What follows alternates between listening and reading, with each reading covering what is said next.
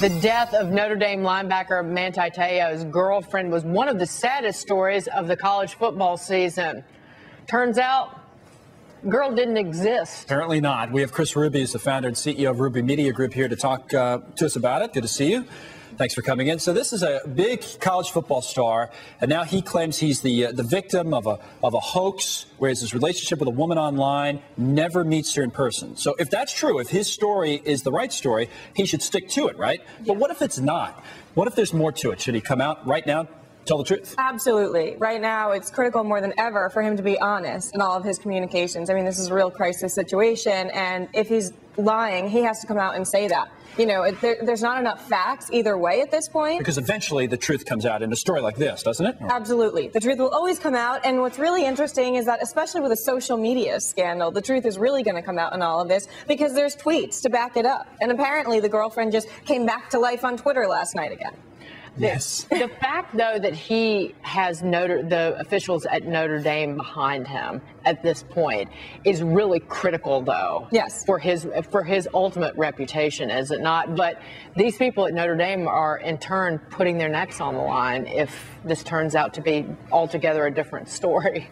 Absolutely. I mean, and it's also really going to negatively affect his future career if, you know, he is lying. An employer is not going to want to work with him at that point if they found out that this was all a lie. Well, that's a big question, right? The employer's the football team. So, and that's the larger question in all of this, is there somehow, it's funny, like, we always ask ourselves, why do we care? Like, this doesn't really matter, but for some reason we're all just gripped by it today. And I guess one of the things that sports fans are thinking about is, does this have an effect on a guy who's supposed to be a top draft pick and everything else? So you're saying an NFL team's going to look at this and say, that's a little weird. Maybe he didn't tell the whole truth. And again, maybe he is telling the truth for all we know, but they're going to make a judgment about that. You think that affects?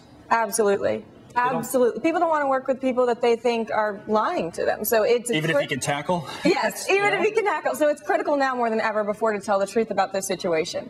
Also, I think it really resonates with people, this whole catfishing, you know, phenomenon that's going on right now. Which maybe we should explain. This is an MTV situation. Do you ever watch that or no? Like, yeah, a couple times. Well, not surprised in the least. Well, you watch all these shows. Yeah, I watch everything. But this idea, and apparently, if you believe what Deadspin, the website, is telling you, the guy who's behind all of this had done it before, had set up these fake relationships with other people as a hoax. So that would lead you to believe maybe it's true this time. And that's what that whole show is based on, right? That you fake relationships online and people fall for it. So they're saying that this is another, you know, real life example of that. And the founder of that MTV show, Catfish, is also coming out publicly and saying this is, what he's saying is real. This actually did happen. And he is humiliated. Wow. But, I mean, it comes down to, like, it ain't your girlfriend if you've never met her. Right? I mean, it's a different generation. They date without ever meeting anyone. Well, that is one screwed up generation of people, isn't it? Yes. Yes. It's screwed up. Yeah, that part of it is. If you're like, she ain't your girlfriend if you've only talked to her on the phone. No, she's not. Or communicated with her via Twitter. Why are you? You know, I think it's beyond me. He has a real opportunity at this point. Let's just say this really did happen to him. He could get behind something like this show or sponsor something and really actually come out and help other people who really have been catfished. That's the PR opportunity for him that's going to come out of this. It's crazy, which is a verb apparently, to be catfished. It's a lonely world, even if you're a famous linebacker for Notre Dame and was a #2 Heisman Trophy nominee. You ever been catfished, have you? What? We all know how painful that can be. Let's go to Nicole at the stock. I know how to cook catfish.